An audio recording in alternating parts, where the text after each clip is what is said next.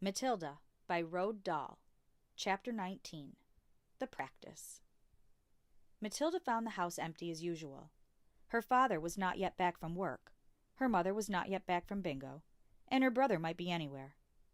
She went straight into the living room and opened the drawer of the sideboard where she knew her father kept a box of cigars. She took one out and carried it up to her bedroom and shut herself in. Now for the practice, she told herself. It's going to be tough, but I'm determined to do it. Her plan for helping Miss Honey was beginning to form beautifully in her mind. She had it now in almost every detail, but in the end it all depended upon her being able to do one very special thing with her eye power. She knew she wouldn't manage it right away, but she felt fairly confident that with a great deal of practice and effort, she would succeed in the end. The cigar was essential. It was perhaps a bit thicker than she would have liked, but the weight was about right.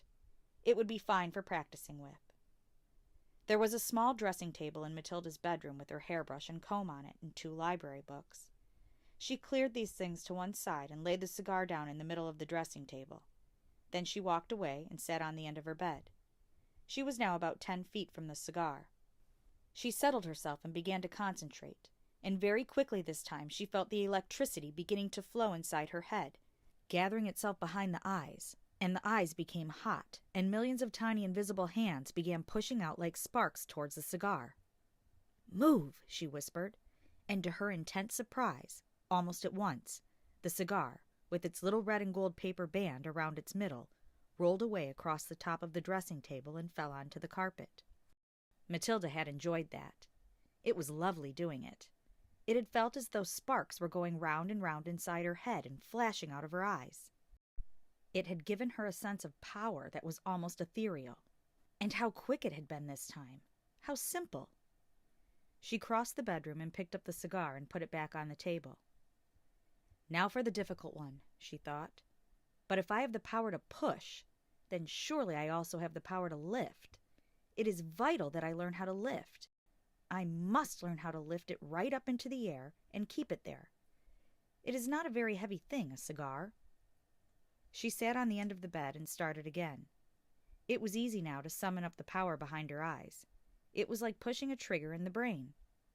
"Lift," she whispered. "Lift! Lift!" At first, the cigar started to roll away, but then, with Matilda concentrating fiercely, one end of it slowly lifted up about an inch off the tabletop. With a colossal effort, she managed to hold it there for about 10 seconds. Then it fell back again. "Phew!" she gasped. "I'm getting it! I'm starting to do it!" For the next hour, Matilda kept practicing, and in the end she had managed, by the sheer power of her eyes, to lift the whole cigar clear off the table about 6 inches into the air and hold it there for about a minute. Then suddenly she was so exhausted she fell back on the bed and went to sleep. That was how her mother found her later in the evening. "What's the matter with you?" the mother said, waking her up. "Are you ill?" "Oh, gosh," Matilda said, sitting up and looking around. "No, I'm all right. I was a bit tired, that's all." From then on, every day after school, Matilda shut herself in her room and practiced with the cigar. And soon it all began to come together in the most wonderful way. 6 days later, by the following Wednesday evening, she was able not only to lift the cigar up into the air, but also to move it around exactly as she wished. It was beautiful.